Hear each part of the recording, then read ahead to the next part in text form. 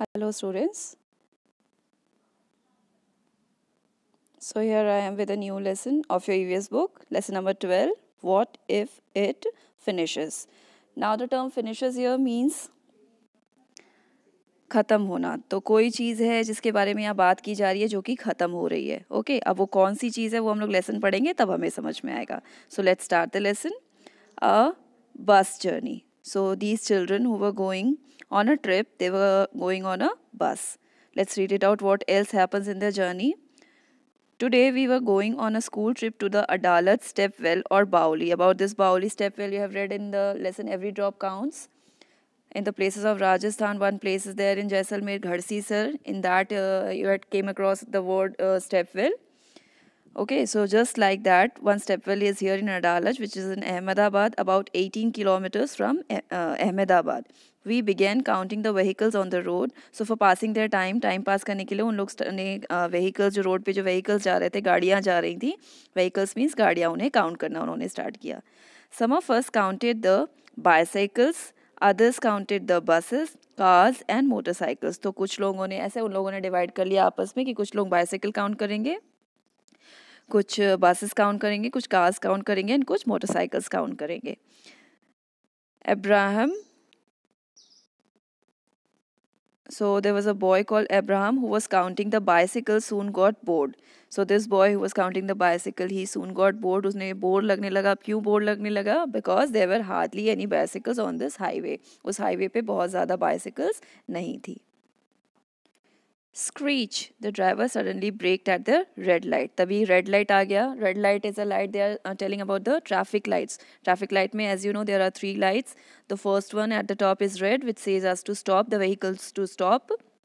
Then in the middle there is yellow light which tells us to get ready. And the last one, the green light. When the green light is on, we have to move or we have to go. Okay, so in this traffic light, which light was blinking? It was the red light, so they had to stop. So the driver he gave a brake to the this thing bus and they stopped there. It was a big crossing and we could see the traffic lined up on all sides. तो वहाँ पे बहुत बड़ा crossing था. आप picture में भी देख रहे हो, राइट साइड में आपको एक पिक्चर दिख रहा होगा. ट्रैफिक लाइट भी आपको दिख रहा है और वो कितने सारे व्हीकल्स आपको खड़े हुए वहाँ पे दिख रहे हैं. Honk honk, the sound of loud horns and smoke coming out of the vehicles.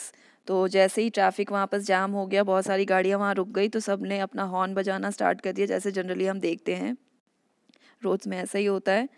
Maybe that is why a little boy in a rickshaw was coughing so much. और इन जो व्हीकल्स है जो हॉर्न तो बजा ही रहे थे, प्लस उन्होंने अपना इंजन ऑन रखा था तो उसमें से स्मोक निकल रहा था, धुआं निकल रहा था, जिसके कारण ये बच्चों ने अंदाज़ा लगाया कि इसीलिए शायद वो जो छोटा सा बच्चा बैठा हुआ था रिक्शा में वो खांस रहा था. He was coughing. I smell something familiar. I remember this smell. It came from बाबाज ट्रैक्टर इन द विलेज. और तभी इन्हें कुछ स्मेल आया and that smell was very familiar to them. वो पहचान गए उस स्मेल को. वाई?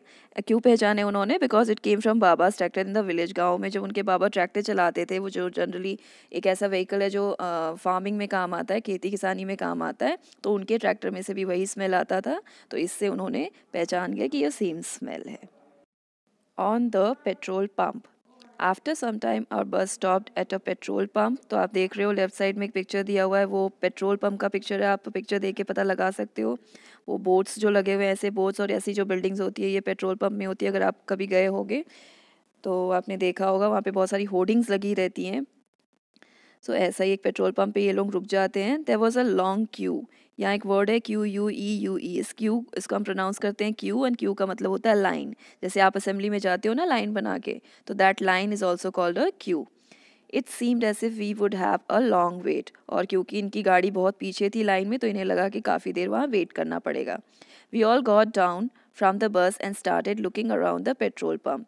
तो ये लोगों ने टाइम पास करने के लिए, आप देख रहे होगे ये बच्चे आपको दिखाई दे रहे हैं, ये लोग गाड़ी से अपने बस से उतर गए और फिर उन लोग वहाँ पर घूमने लगे पेट्रोल पंप के आसपास. ज़्यादा दूर नहीं, वहीं आसपास वो लोग घूमने लगे.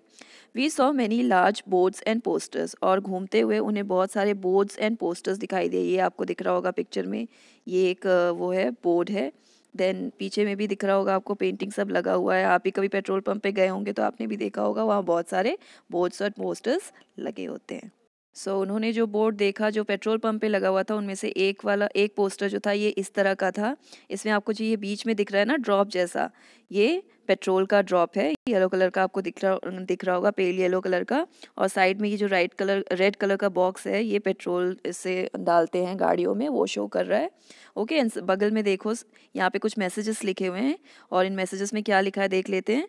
Petrol and diesel will not last for ever, save it for your children. तो पहला तो मैसेज लिखा हुआ है कि पेट्रोल एंड डीजल ये हमेशा के लिए आपके पास नहीं रहने वाले हैं, इसीलिए इसे आपको बचा के रखना है।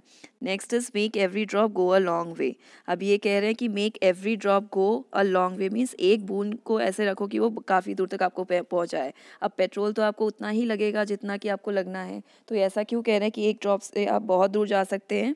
ये इसलिए कह रहा है कि कई बार क्या होता है कि ट्रैफिक लाइट जैसे ट्रैफिक हो जाती है तो हम अपना इंजन ऑन ही रख देते हैं, उससे काफ़ी सारा पेट्रोल वेस्ट हो जाता है, खर्च हो जाता है। ओके, तो वहाँ पर अगर हम अपना इंजन बंद कर देंगे तो उससे हम काफ़ी ड्रॉप्स बचा सकते हैं, और इन्हीं एक एक ड्रॉप करके हम बहुत सारा पेट्रोल बचा के काफ़ी दूर तक जा सकते हैं।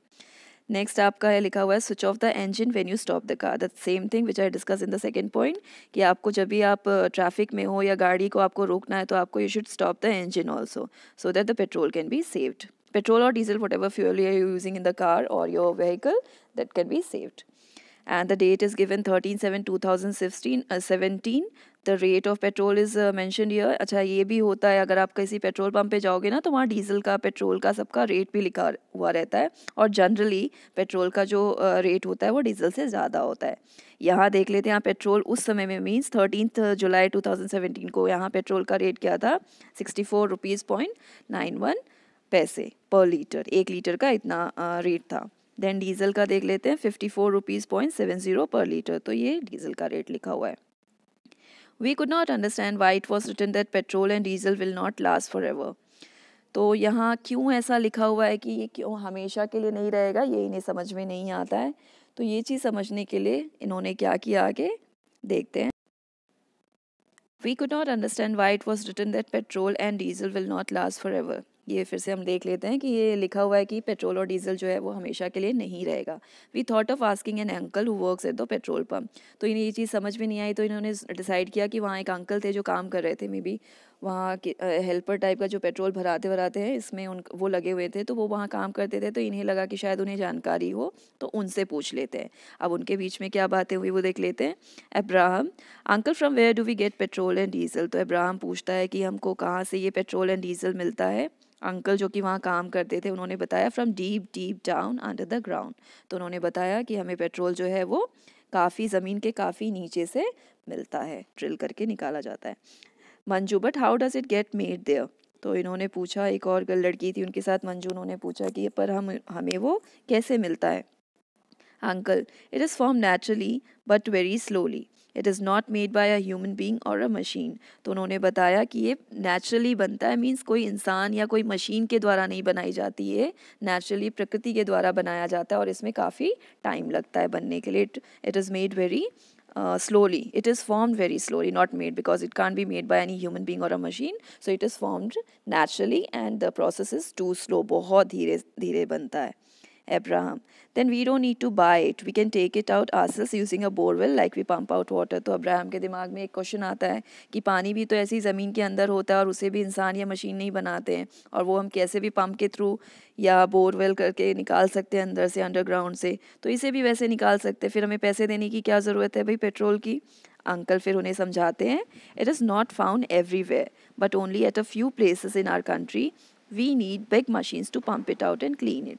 तो अंकल उन्हें समझाते हैं जैसे पानी हर जगह मिल जाता है, हर जगह तो नहीं कह सकते बट मोस्टली सब जगहों पे ग्राउंड वाटर होता है जिसको हम निकाल लेते हैं पंप से या बोरवेल से, बट पेट्रोल के साथ ऐसा नहीं है, वो बहुत कम जगहों पे रहता है, स्पेसिफाइड जगहों पे रहता है, और वहाँ पर बड़ी बड़ी मशीनरीज लगाई जाती है, रिफाइनरीज लगाई जाती हैं जिसके थ्रू उनको पंप किया जाता है, ओके, फिर क्लीन किया जाता है और फिर जाके वो यूज़ करने के लायक बनता है।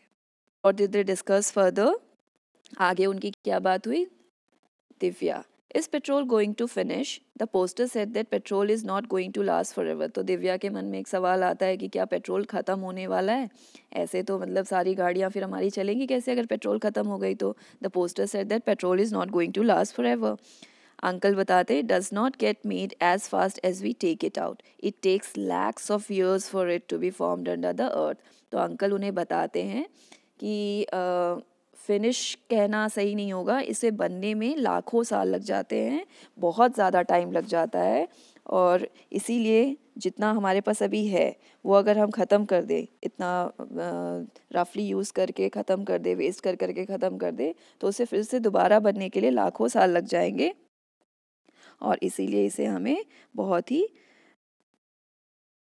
यूज़फुल मैनर में, बहुत ही कम मात्रा में, जितना हमें ज़रूरत हो उस तरह यूज़ करना है। Abraham, how will vehicles run if the oil finishes? Okay, तो यही क्वेश्चन जो दिव्या के मन में आता है, अब्राहम भी पूछता है कि अगर मान लो ये ख़त्म हो जाता है, हम ऐसे यूज़ करे जा रहे हैं उसको बिना कुछ सोचे समझे, जल्दी जल्दी यूज़ करके ख़त्म करते जा रहे हैं, तो फिर हमारे व्हीकल्स जो है, हमारी जो गाड़ियाँ हैं वो कैसे चलेंगी? तो मंजू उनको बताती है ऑन CNG। अच्छा, CNG का यहाँ मैं आपको फुल फॉर्म बता देती हूँ। CNG काइंड ऑफ फ्यूल होता है जो गाड़ियों में यूज़ होता है। जनरली मेट्रो सिटीज़ में जो बड़ी बड़ी शहर होते हैं वहाँ पे आपने देखा होगा कुछ ऑटोज़ के पीछे, कुछ गाड़ियों के पीछे लिखा रहता है CNG। The full form of CNG is compressed natural gas. I had seen on TV that vehicles which run on CNG give less smoke। और इसका एक और बेनिफिट होता है, एक तो ये पेट्रोल के से नहीं चलता है, तो हमारा पेट्रोल वेस्ट नहीं होता है, ख़त्म नहीं होता है, एंड दूसरी चीज़ कि ये स्मोक भी नहीं वो करता है, निकालता है, मीन्स धुआं भी नहीं निकलता है इन गाड़ियों से, या कम निकलता है, जो कि अपने हमारे एनवायरनमेंट के लिए भी सही है। Uncle laughing, that too comes from below the earth, it is also limited. तो अंकल उन्हें बताते हैं हाँ, CNG इसका अल्टरनेटिव तो हो सकता है पेट्रोल और डीजल का, लेकिन वो भी ज़मीन के अंदर से आता है और वो भी बहुत लिमिटेड है। मीन्स उसको भी अगर आप ऐसे ही हार्शली यूज़ करोगे कि ख़त्म ही ना हो, लिमिटलेस है जैसे यूज़ करोगे, तो वो भी बहुत जल्दी ख़त्म हो जाएगा। Divya, electricity can be use to run vehicles, I have seen an electric bicycle. तो दिव्या बताती है कि इलेक्ट्रिसिटी से भी गाड़ियाँ चलती है, मैंने कई बाइसाइकिल भी देखा है जो कि इलेक्ट्रिसिटी से चलती हैं। आपने कुछ ये 2 व्हीलर्स के भी एड्स वगैरह देखे होंगे, कार्स के भी देखे होंगे जो कि इलेक्ट्रिसिटी से चलती है, आजकल आने लग गए हैं। Abraham, we will have to do something और else how will we travel when we grow up. तब अब्राहम के दिमाग में आता है कि हमें कुछ ना कुछ तो करना पड़ेगा जिससे कि हम इन सब चीज़ों को बचा के रखें, लिमिटेड वे में यूज़ करें, ताकि वो आगे आने वाले टाइम में भी हमें काम दे। दिव्या, माई दादी would be happy if fewer vehicles run on the road. She says, look, vehicles line up like ants. What will you do when you grow up? तो दिव्या कहती है कि मेरी दादी इससे खुश हो जाएगी अगर हम गाड़ियाँ ज़्यादा यूज़ नहीं करेंगे, बिकॉज जितनी कम गाड़ियाँ रहती हैं उतना अच्छा है, उतना कम पेट्रोल होगा, उतना कम स्मोक आएगा, एंड जब भी वो व्हीकल्स की लाइंस देखती है तो उन्हें लगता है कि चींटियाँ वहाँ पे लाइन अप होके खड़ी हैं।